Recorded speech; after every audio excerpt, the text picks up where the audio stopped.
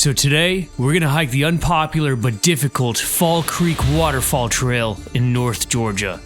But why does nobody talk about this 4.4 mile hike? And is it worth the steep trek?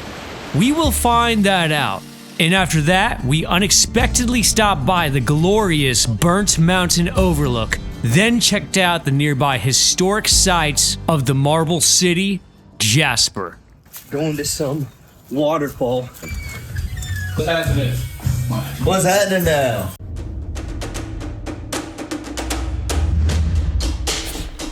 A little warm up. Get down there, squat down in that hole. Here we are at Fall Creek Waterfall. Not too sure what to expect from this trail. Let's do it! Considering the steep 1,236 foot elevation gain, going down to the waterfall was straight down. Let's go, bro. So we decided to run. He's following us. Run from the beam. So aside from viewing the waterfall, today we have a few missions. One, as what we always do, find landmarks along the way. 2, not die coming back up. And 3, explore the historic sites and marble architecture of Jasper, Georgia. There is barely anyone on this trail. There are only 2 cars parked from Tobacco Pouch, which is where we're starting at. See if my short legs can make it. Oh yeah, baby. This will be our first landmark right here. So about 1.5 miles in, we come to our first landmark, Zig Zag Falls.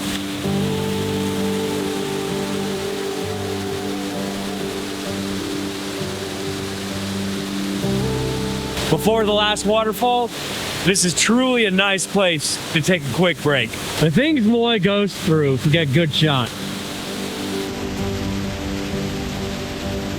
Zig Zag Falls. Let's get it. Zig Zag Falls. On to the next.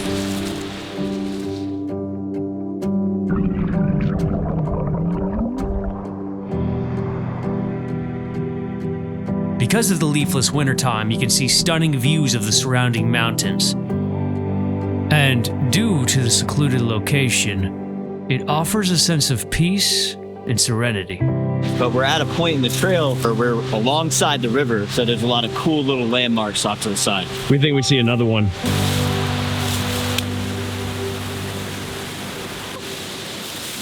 I think because of the way it bends, it almost looks like an elbow. For that reason, we're gonna call it Fall Creek Elbow.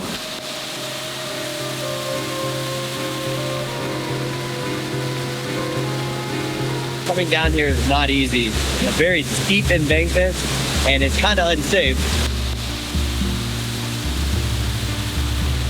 What do you think about this trail so far? I think it's really cool. The wildlife management areas, we haven't had the opportunity to go straight up the mountain, which I know it's gonna be bad.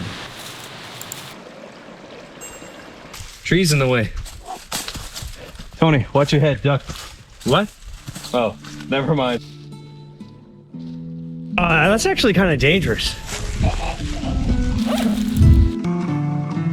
One, watch. Whew! Save someone's life, baby. You did it with like 3 swings. Damn, you strong. Look how smooth this is. Look at that clean cut you see right there. Woo! Soon after, there was a deadfall, or in other words, a dead tree still standing. By a gust of wind, trees like this could blow into the trail at any moment and hurt someone. Look, we got a deadfall here. What are we gonna do? Knock it down. Woo! Saved another life today. This area, you can see the beautiful mountain ridge in the background. And as we're getting deeper into the trail, it looks like there's a lot more evergreens around. So even though it's kind of late winter season, we're still seeing some good luscious green trees out here. It looks beautiful.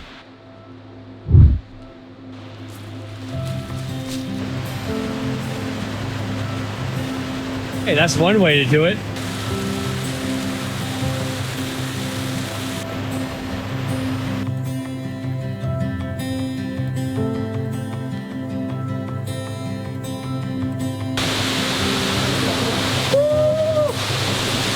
Ladies and gentlemen, Fall Creek Falls. This place is awesome. Love it. And the sun is like hitting us perfectly right now.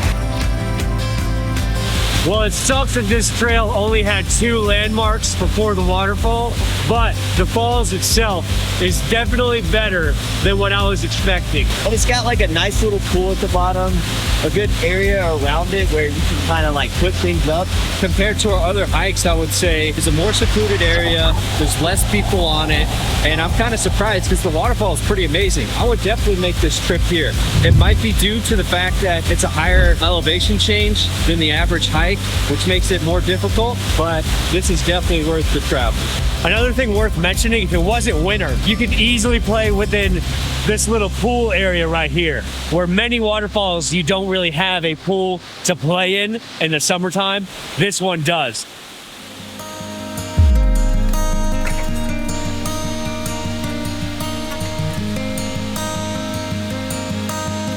You may have noticed on all of our trips, we're all carrying bags. We each carry different stuff, but I always make sure that what I'm carrying is going to be related to survival. So a couple things that we bring: good axe, got a heavy duty tarp, hammock.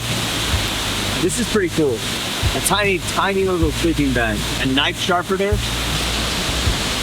storm-proof matches, headlamp, first aid, and that is it. And what I bring are bear spray, a water filter, and a bite extraction kit. But anyways, not gonna lie, I am kind of loving the fact that there's barely anyone on this trail because we're able to mess around. I think that's a very bad idea. I don't think that's designed to carry you, bro. Whoa! What is going on? Oh shit, I'm about to... Oh!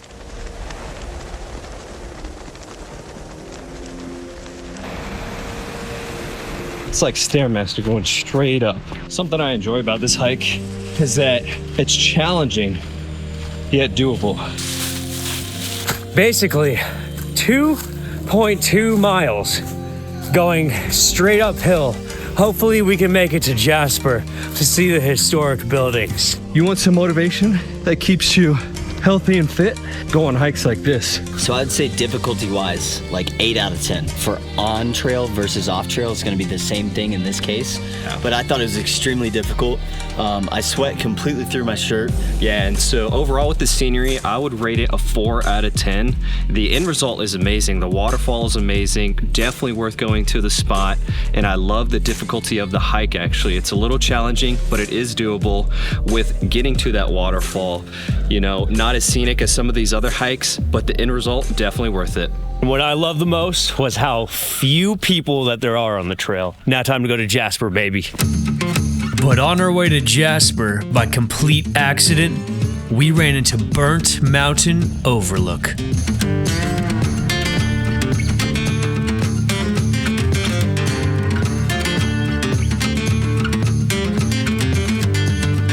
Located on Highway 136, this overlook had a stunning view of the southern Appalachian, and it could also be found over GPS.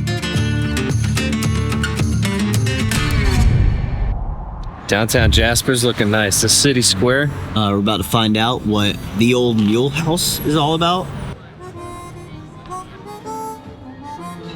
Yo, look at these. Yeah. Hostess rating 10 out of 10. So apparently there's some historic buildings here. We're about to go check them out. Along with the great restaurants, another cool thing about Jasper is it's known for the high-quality marble deposits, which have been mined for centuries. The old Pickens County Jail. This jail was made in 1906, and it was still a jail until 1981. Then after that, they made it a historic site. Oh, you can actually go inside. But you said it's closed weekends. The marble made here, which is also found throughout the city square, is used for construction, landscaping, and many other uses. That monument was made with marble. Same with the jail. The jail was made of marble. They also used some Georgia marble for the Lincoln Memorial as well. The neighboring small town Tate is the marble capital of Georgia. And then there's this thing. Kirby founded the Kirby Academy, which is the first school in Jasper and he also paid for all of its expenses until he passed. Today, they use it as a museum and educational center. It's like the perfect day too. So it's not just about the trail, it's also what's around the trail. Even though the hike itself was decent, the day was incredible. Within a span of 14 miles and roughly 8 hours, we did our hike, hung out a lot at the waterfall, checked out Burnt Mountain Overlook, ate at one of the top places in Jasper, and checked out its historic sites. And better yet, all of this, with the exception of gas and food, were free. So next time you hike with your family or friends, try to make the most out of it. Thank you so much for watching. Have a blessed day.